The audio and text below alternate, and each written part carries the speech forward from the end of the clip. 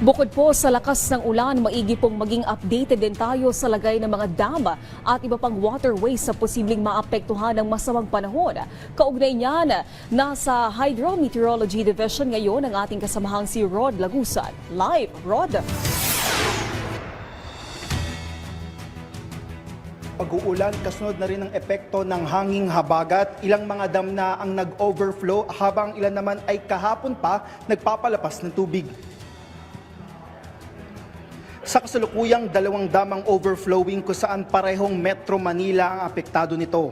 Una dito ay ang La Mesa Dam sa Quezon City na kahapon pa ng hapon ay nag-overflow na. Ngayong umaga ay nananatili sa above overflow level ang naturang dam.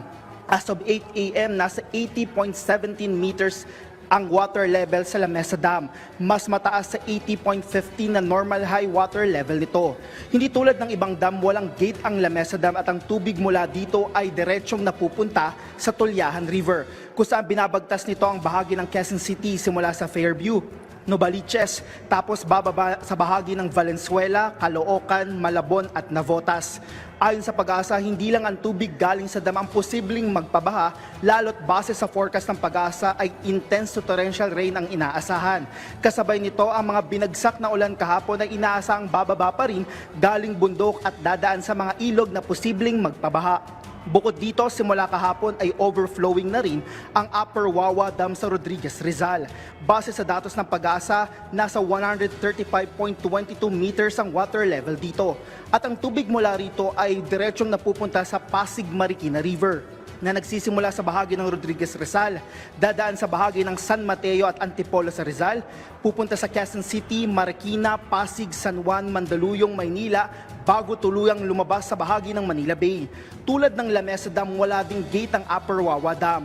Bukod sa dalawang ito, ilang dam na din sa Luzon ang nakabukas na ang gate.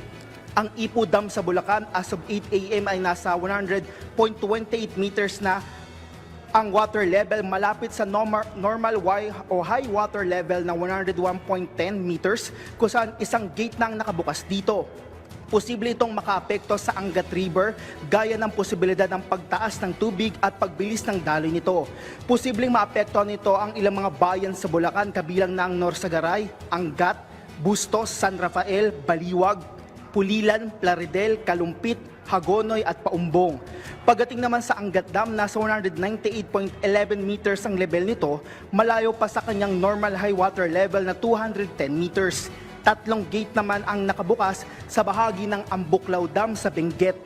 Nasa 751 meters ang water level nito, kung saan 1 metro na lang ang layo nito sa 752 meters na critical level.